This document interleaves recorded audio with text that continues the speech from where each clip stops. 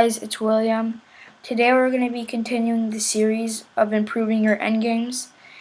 And just to let you guys know, if you guys are a Mumu.io player, then be sure to check out Wolf the Bear. He's an amazing player. I'll put his link in the description below. And let's get started. Today is the second video, and we're going to be learning about king and pawn endgames, and how to draw in some circumstances, and how to win. So we're going to start off with this, which is a theoretical draw, and it's white to move, and the black pawn is trying to queen, and as the white queen, you're going to try to stop the pawn. So it's white's move, so you always want to move towards the pawn like this first, and the king can only go to d6 if he wants to protect the pawn. So king d6, and now just move back since you have to. King e5, and you just keep on staying in front of the king and the pawn at the same time. g4 check, king d3, and then now he just goes back in front. Then you keep on doing the same thing. Note that you never want to go back like this, because then he can go here, and now after this he will actually be able to queen, since this is only square. So he'll actually be able to queen. So when he goes like this, and you see the formation like this, there's a pawn, king, and king. If you're defending, you always want to go back straight down. So he's going to go one way. You always want to stay in front of the king. And now the only logical move for him is to go here, check. Then stay in front of the pawn now. And then again, if he wants to keep control of the pawn, he has to go back to d4. And now you have to just back up. There's nothing else you can do.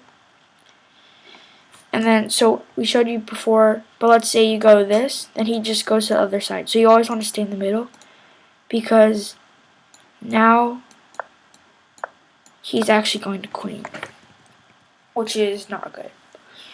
So instead of going back, you have to go straight down. He can go to either side, it's the same thing. You stay in front of the king. Remember this, always in endgame, it's a great technique.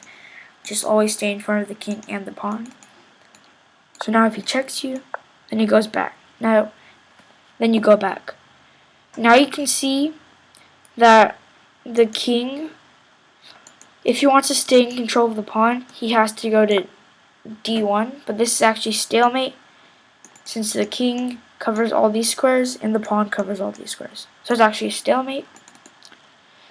And if you don't go back, let's say you move away, then this pawn hangs and it's a draw.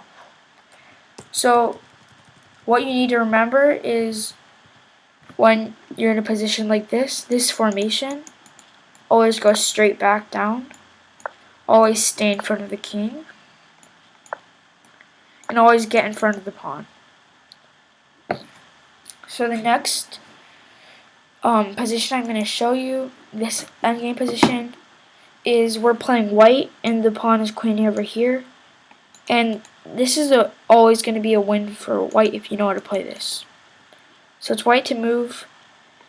You want to move the pawn forward, or else if you move your king back, then this is kind of like the position we showed before. After like this,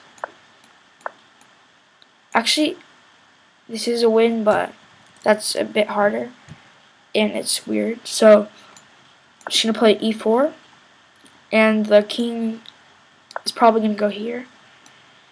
So instead of moving, if you're king and pawn like this formation but it's sideways, you always want to move your king first. So now he has to still try to get to the square, but the pawn covers here, so he can't go through. And now you move the king again. And then he still wants to get closer. And then the thing is, if you move your king again, like this, then this is a draw now, since there's no way to defend the pawn. So you have to be careful and move the pawn forward. And now he's going to go here. And then now you can move your king to f7 because he can't go to e6 to try to get the pawn. And then in this position, you have to go back to try to keep an eye on the queening square, but it's no use. This is the king. Once the king covers this square, then you're all set. And now you have a queen against a king. If you don't know how to do this, I'll put the link in the description below. To where I taught you guys how to do that in episode 1. So you can check that out if you haven't seen that already. And the big takeaways from this are so when you look at this position, you always want, when your pawn's like this, you always want to move your king forward, and then you always want to be able to like have this, it's kind of like a Y or a V. Yeah, it's kind of like a V.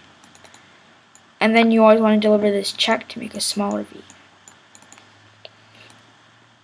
So you can keep on going. See, it's a big V. And then wherever he goes, you just always want to keep your king on one of these squares where it can cover this queening square. So that's the video. If you subscribe, if you haven't already, click the notification bell so you can see whenever a new video comes out.